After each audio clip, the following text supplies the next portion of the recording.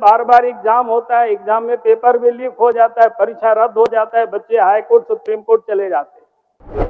आप पैसे आप खर्च नहीं करते, काम नहीं करते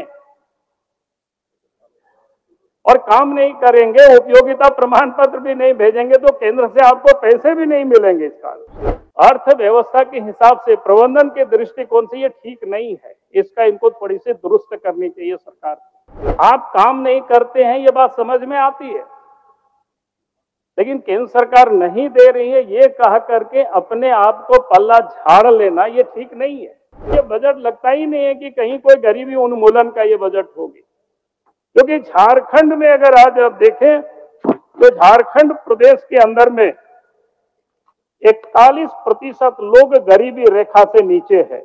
आज अगर वो भूख से नहीं मरते हैं तो उसका एक बहुत बड़ा देन है इस देश के प्रधानमंत्री नरेंद्र मोदी। ये बार बार इस बात को कहते हैं सदन के पटल पर कि भाई आपने, बीजेपी ने इतने वर्षों तक गाड़ी को पटरी से उतार दिया। भाई आप कर क्या रहे थे? आप भी इतनी लंबी समय तक इस राज्य में सरकार चला रहे थे। एक बार भी उस समय के जो श्रद्धेय पूर्व प्रधानमंत्री अटल बिहारी वाजपेयी जी का नाम तक नहीं, यानी ऐसा लगा कि भाई कोई भूमिका ही नहीं रही है। लेकिन वास्तविकता क्या है हम सबको पता है। हजारीबाग मेडिकल कॉलेज है, प्राध्यापक के पद वहां 140 स्वीकृत है, लेकिन काम वहां कितना कर रहे हैं? कर्जरत है मात्र 75। पहले जो लोगों को मिल रहा था सुविधाएं आयुष्मान योजना के तहत, उसमें भी आपने कैटेगरी कर दिया। चलिए अध्यक्ष महोदय, सबसे पहले तो आपको बहुत बहुत धन्यवाद इस बजट भाषण में भाग लेने के लिए आपने समय दिया। क्योंकि मैं कल जब वित्त मंत्री जी बजट को प्रस्तुत कर रहे थे तो मैं उसको बड़ी ध्यान से सुन रहा था, लेकिन हम उम्मीद कर रहे थे शायद जब बजट को प्रारंभ करेंगे तो कम से कम बजट सत्र में राजनीति नहीं करेंगे। लेकिन आपने कल सबने सुना है, पूरा सदन, पूरा राज्य ने सुना है, उन्होंने वहीं से उन्हें शुरू कर दिया। और आप सबको ध्यान में होगा, उन्होंने कहा 15 नवंबर 2000 को झारखंड राज्य बना, अच्छी बात है। शिबू सोरेन को भी उन्होंने उसका क्रेडिट दिया, उसको भी मैं इनकार नहीं करता हूं कि वर्षों तक उन्होंने लड़ाई लड़ी है।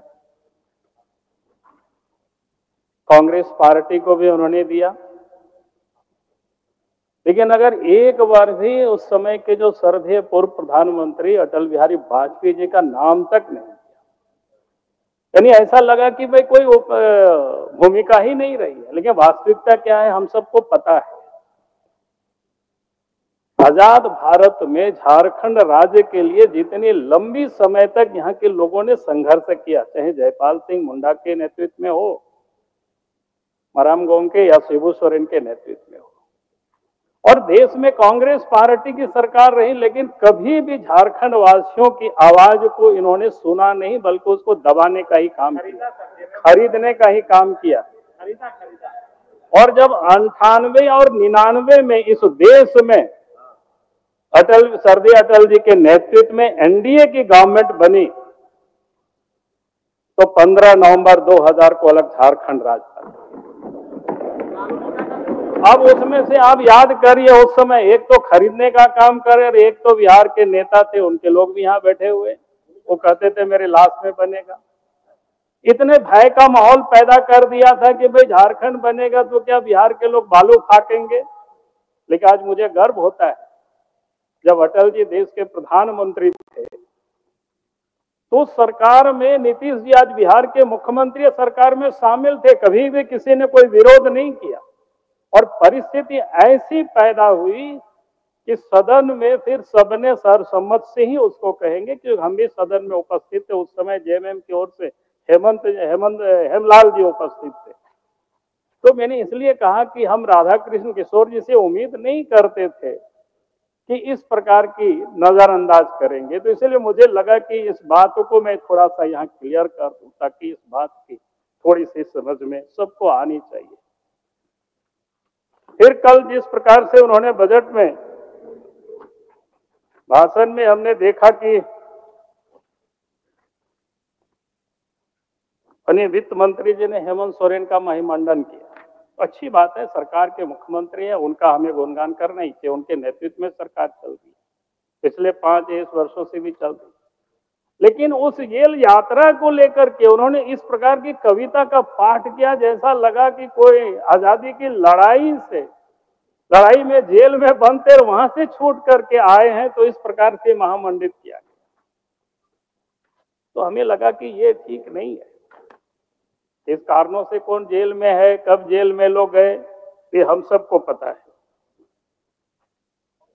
फिर उन्होंने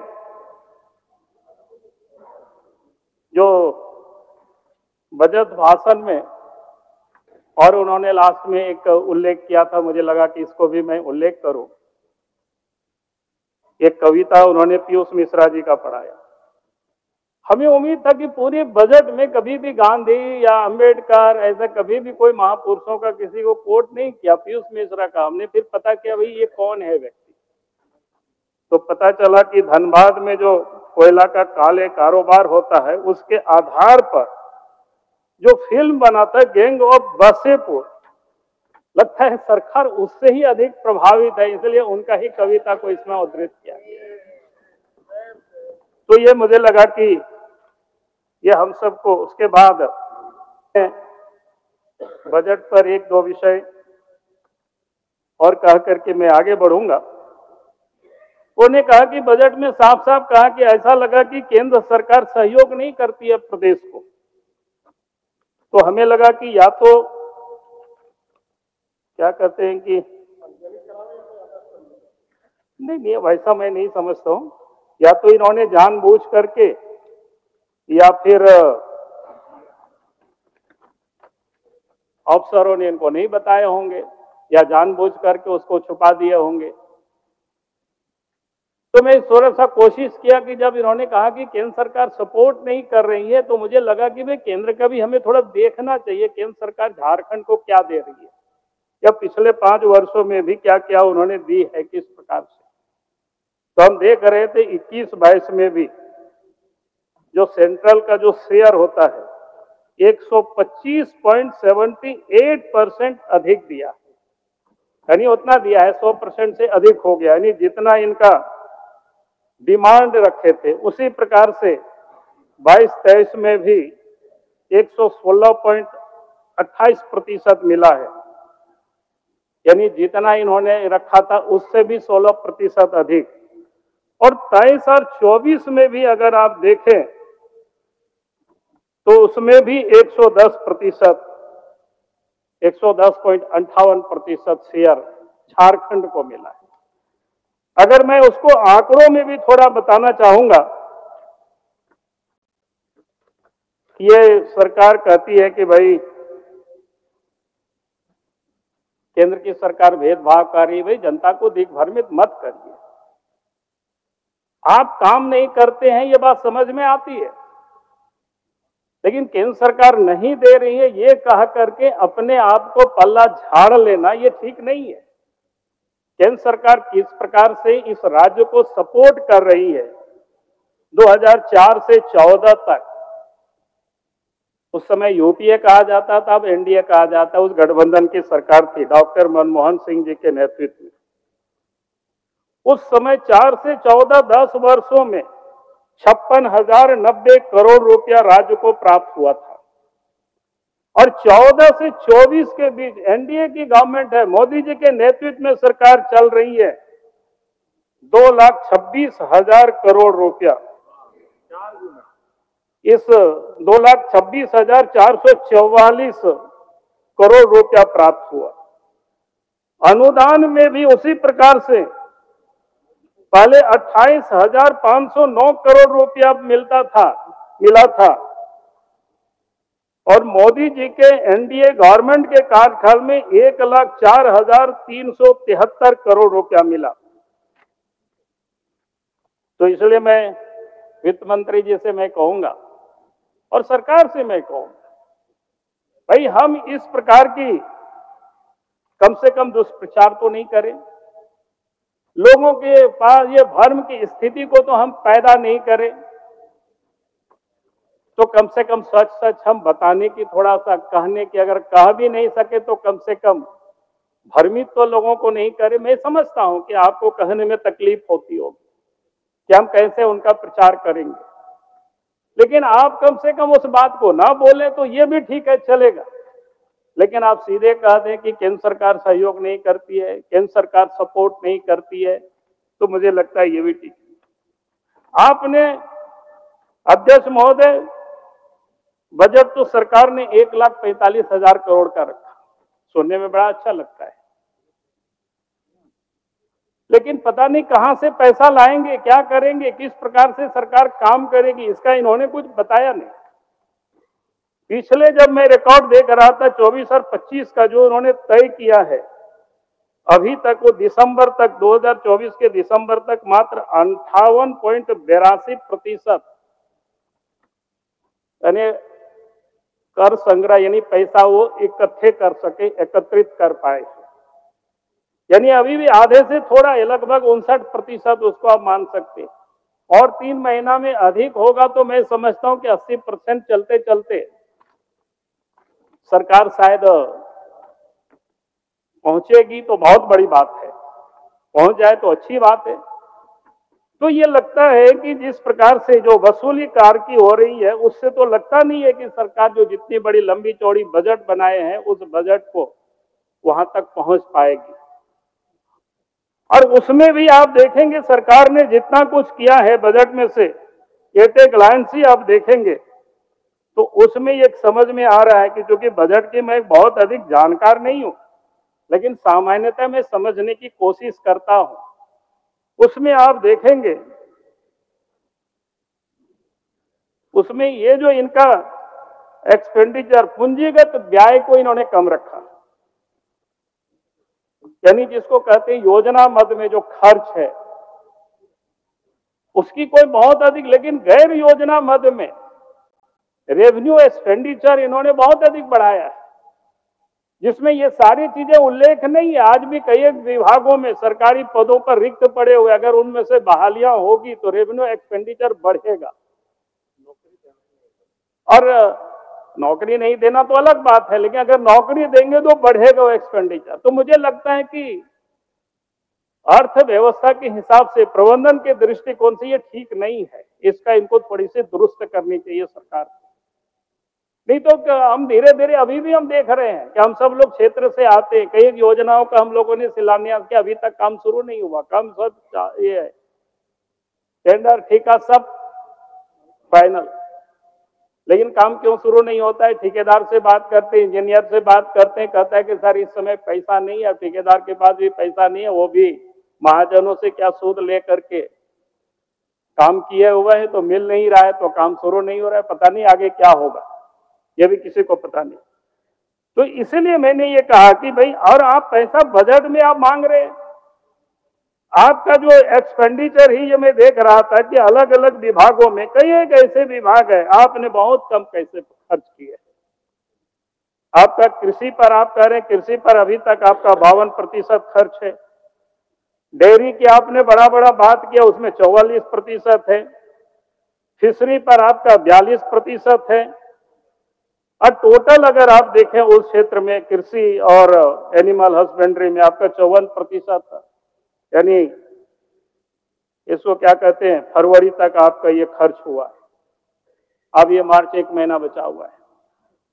उसी प्रकार से आपका ड्रिंकिंग वाटर, जो शुद्ध पेयजल, अभी जिसकी सदन में चर्चाएं हुई सब जगहों से, लेकिन आपका उसमें खर्च क्या है, 18.6%।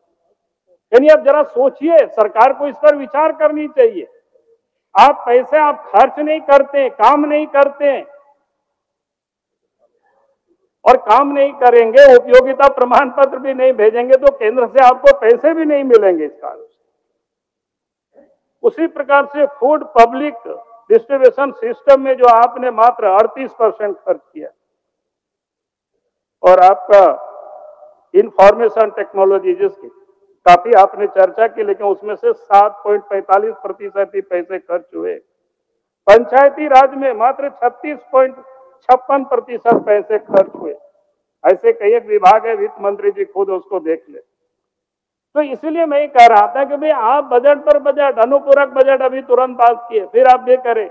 हमारे ये नहीं कहना है कि आप बजट लाइए, लेकिन बजट में जो सदन से आप स्वीकृति लेकर के जनता के भी जाते हैं तो काम करेंगे।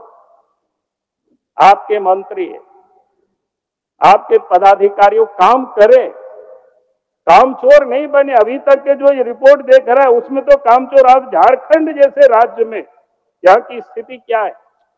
अब इसलिए मैं तो कहता हूं कि ये बजट लगता ही नहीं है कि कहीं कोई गरीबी उन्मूलन का ये बजट होगी, क्योंकि झारखंड में अगर आज आप देखें तो झारखंड प्रदेश के अंदर में 41% लोग गरीबी रेखा से नीचे है।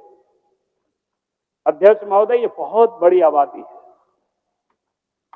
और 41% लोग गरीबी रेखा से नीचे है।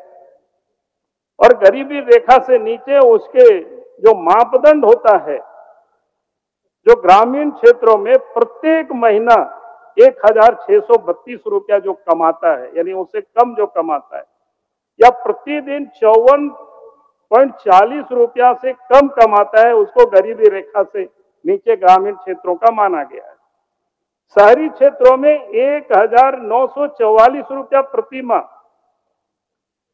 और 664 रुपया 80 पैसा प्रतिदिन के हिसाब से जो कमाता है, यानी ये आप सोच सकते हो, ये तेंदुलकर समिति की रिपोर्ट के आधार पर ये तय हुआ था। और उसमें भी जो गरीबी रेखा से जो पात्रता है, जिसको हम आय प्रमाण पत्र कहते हैं, तो वो 27,000 रुपया से उनका आय कम होना चाहिए, यह स्पष्ट है। उनका कच्चे मकान होना चाहिए। तो मैं ये कह रहा था कि इतनी बड़ी संख्या में गरीबों की है यहाँ पर 41%। आज अगर वो लोग, अगर पहले हम लोग सुनते थे लोग भूख से मर रहे हैं, लेकिन आज अगर वो भूख से नहीं मरते हैं तो उसका एक बहुत बड़ा देन है इस देश के प्रधानमंत्री नरेंद्र मोदी जी। मुझे कहने में प्रसन्नता है, कोरोना काल से देश के 80 करोड़, झारखंड में भी 2,64,00,000 लोगों को, 2,64,25,000 ऐसे कुछ लोग हैं जिसको प्रत्येक महीना 5 किलो मुफ्त में अनाज भी दिया जा रहा है। तो हमें इतना बड़ा सपोर्ट मिलता है, इतना बड़ा हमें सहयोग मिलता है। तो हमारा क्या दायित्व है? राज्य का दायित्व है, राज्य सरकार का दायित्व है, हम उसके लिए योजना बनावे ताकि उसको हम अपलिफ्ट कर सके। अध्यक्ष महोदय, झारखंड बने अब 25 साल हो रहे। 25 साल में ये चर्चाएं होती है कि बीजेपी बहुत दिनों तक राज किया। मैं आज यहां कहना चाहता हूं सदन, 25 वर्षों का अगर आप देखेंगे तो 13 वर्षों तक बीजेपी की सरकार रही है। 11 वर्षों तक इधर जो लोग आज बैठे हुए, इनकी सरकार रही है, राष्ट्रपति शासन रहा, इनके कार्यकाल में रहा। और अब तो इस कार्यकाल मिला है तो उससे भी आपकी अधिक हो जाएगी। इसलिए आप अपनी जवाबदेही से आप बच नहीं सकते। ये बार बार इस बात को कहते हैं सदन के पटल पर कि भाई आपने, बीजेपी ने इतने वर्षों तक गाड़ी को पटरी से उतार दिया। भाई आप कर क्या रहे थे? आप भी इतनी लंबी समय तक इस राज्य में सरकार चला रहे थे, चाहे दिल्ली के हाथों राष्ट्रपति शासन के हाथों चलवा रहे थे। इसलिए अध्यक्ष महोदय और देश की सरकार ने, केंद्र सरकार ने जो इस राज्य के विकास के लिए जो सपोर्ट करती है। और एक बात मैं और जरूर कहूंगा, कल भी विषय उठाता है, यहाँ राय जी यहाँ उपस्थित अभी नहीं है सदन में, लेकिन वित्त मंत्री जी काफी समझदार है। मैं समझता हूं कि इस विषय पर वो गहनता से विचार करें। हम बार बार 1,36,000 करोड़ की बात करते हैं। मैं बार बार कहता हूं मैं आपको साथ दूंगा, लेकिन आप प्रॉपर चैनल से, ठीक प्रकार से, कहां से पैसा मिलेगा, कब कब का क्या पैसा है, ये तो आपको वहां पर प्रयास करनी पड़ेगी। लेकिन आप वो प्रयास नहीं करते। कह रहे हम सरकार को चिट्ठी लिख दी। हमने उसका प्रश्न का उत्तर में से हम देख रहे थे, आपने क्या लिखा हुआ है उसमें,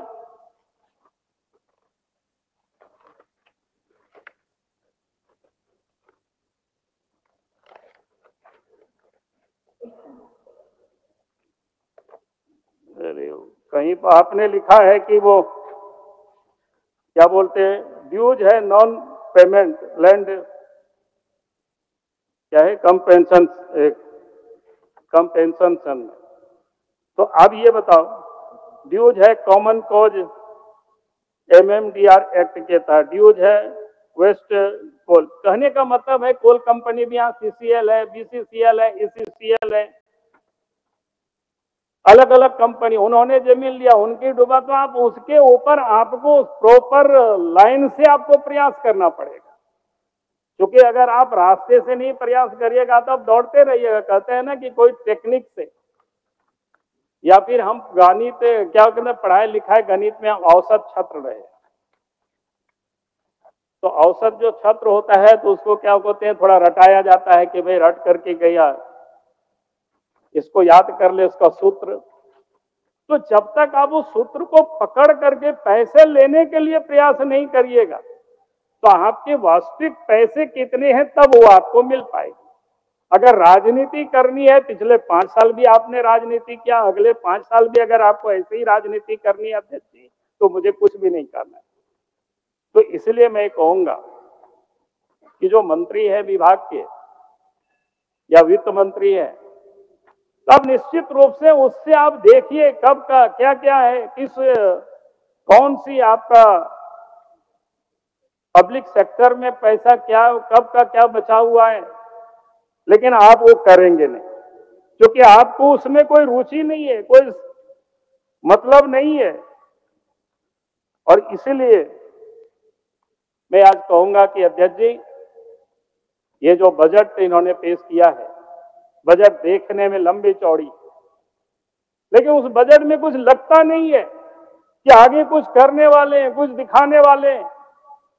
इंफ्रास्ट्रक्चर के क्षेत्र में जो ध्यान सरकार को देनी चाहिए थे वो आज नहीं दे रहे। आज भी शिक्षा के क्षेत्र अगर आप देखें उसमें किस प्रकार से स्थिति खराब है।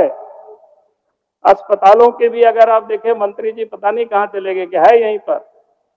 हम कहेंगे कि डॉक्टर साहब, डॉक्टर को मैं कहता हूं अब आपको ध्यान में रखना चाहिए 3634 डॉक्टरों के पद स्वीकृत है, लेकिन काम कितना कर रहे हैं, 2210 डॉक्टर कर रहे हैं। और ये आज का रिपोर्ट नहीं है, पिछले 5 सालों से यही हालत है। आप ठीक नहीं करेंगे तो आपके कैसे अच्छे होंगे। मरीज आप कह रहे हैं कि हम रांची में मेडिकल कॉलेज बनाएंगे, अच्छी बात है, आप बनाइए, हम इसको रोक नहीं रहे। रोकेंगे कैसे रोकेंगे, सरकार है, बनानी भी चाहिए, 1 नहीं 2 बनाइए। लेकिन बना हुआ मेडिकल कॉलेज की स्थिति क्या है। आप संथाल परगना से आते हैं, आखिर दुमका के, देवघर के, बाकी जगह के मरीजों को फिर यहां तक आना क्यों पड़ेगा। अब दुमका में मेडिकल कॉलेज पिछले रघुवर दास जी की जब सरकार थी बन करके तैयार हुआ, उद्घाटन भी हुआ। अब वहां क्या शिक्षक का जो पद है 140 है, लेकिन कार्यरत कितना है, 62, आधे से भी कम है। अब जरा सोचिए, पलामू में मेडिकल कॉलेज है, पलामू से क्यों आएंगे, वहीं पर डॉक्टरों को पदस्थापित करिए उस क्षेत्र के लोग, रिम्स में भीड़ बढ़ेगी नहीं। और उसी के लिए मेडिकल कॉलेज भी बनाया जा रहा है, आगे आप कह रहे हैं जिला में भी बनाएंगे। तो पलामू मेडिकल कॉलेज में वहां पर शिक्षकों का पद 140 है, कार्यरत कितना है, मात्र 59 है, यानी रिक्त पद आपका 81 है। अध्यक्ष महोदय, हजारीबाग मेडिकल कॉलेज है, प्राध्यापक के पद वहां 140 स्वीकृत है, लेकिन काम वहां कितना कर रहे हैं, कार्यरत है मात्र 75, और वहां भी रिक्त पद है। इसलिए मैं कह रहा हूं कि ये जो हालत है आप जरा इसको सुधारिए। अध्यक्ष महोदय, जिला अस्पतालों में जाकर के देख लीजिए, सब जगह वहां कोई ऑपरेशन नहीं होता है। सामान्यतया शायद राज्य की सभी अस्पतालों की यही स्थिति होगी। अध्यक्ष महोदय, आप भी कभी सदर अस्पताल में कभी जाकर के जाइए, डॉक्टरों से मिलिए, थोड़ा पूछिए कि भाई यहाँ क्यों ऑपरेशन नहीं होता है। अगर किसी का हाथ पैर भी टूट जाए तो रांची रिम्स से या तो रेफर कर देते हैं, या फिर आपका कहां में रेफर कर, धनबाद या कहीं जाओ, या प्राइवेट हॉस्पिटलों में, क्योंकि वहां पर डॉक्टर नहीं है। तो आप इस कारण से ऑपरेशन नहीं होता है। अगर हाथ पैर भी टूटा तो फिर लोग या तो प्राइवेट अस्पतालों में लोग चले जाते हैं, या तो आप यहां चले आते हैं। अब तो उन प्राइवेट अस्पतालों के भी आपने हालत ये कर दिया। पहले जो लोगों को मिल रहा था सुविधाएं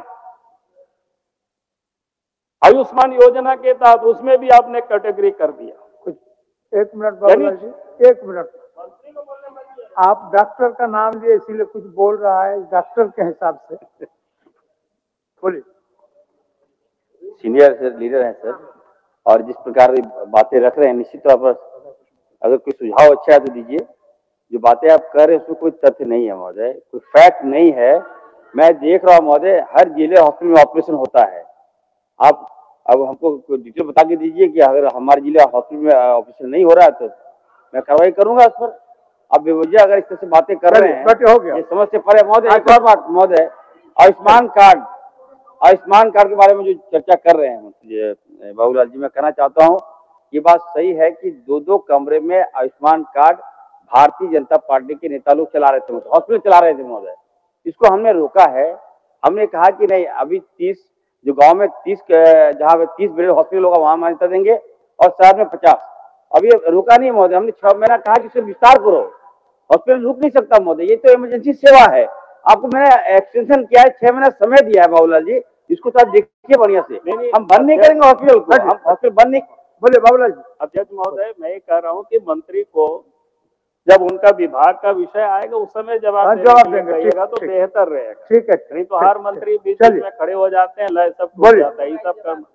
ठीक, चलिए। तो मैं ये कह रहा था कि उन्होंने कई हॉस्पिटलों को बंद कर दिया, लेकिन जो आपने मापदंड तय किया है अध्यक्ष महोदय, उस मापदंड में मैं कह सकता हूं गरीब तो बेचारा इलाज ही नहीं करा पाएंगे। यानी जो पैसा की सरकार बात करती है 10 लाख 15 लाख देने की, तो ले ही नहीं पाएंगे लोग। इस पर सरकार को पुनर्विचार करना चाहिए, देखना चाहिए। हम ये नहीं चाहेंगे कि कोई लूटे, लेकिन आप देखिए कि उनका इलाज कहाँ होता है, कहां तक उनकी पहुंच है गरीबों की, आप जरूर देखिए। फिर अध्यक्ष महोदय, मैं थोड़ी सी शिक्षा विभाग के भी हालत के बारे में चर्चा करना चाहूंगा। क्या जी स्थिति क्या है? अगर हमने जो ऐसा बताया कि 41% लोग यहाँ गरीबी रेखा से नीचे है, उनके बाल बच्चे कोई प्राइवेट विद्यालयों में पढ़ नहीं सकते हैं, उतने पैसे उनके पास नहीं है, सरकारी विद्यालयों में शिक्षक नहीं। आज प्राथमिक विद्यालय में जो शिक्षकों की पद जहां 59,193 पद जहां स्वीकृत है, वहां आज भी 25,000 से अधिक पद रिक्त पड़े हुए।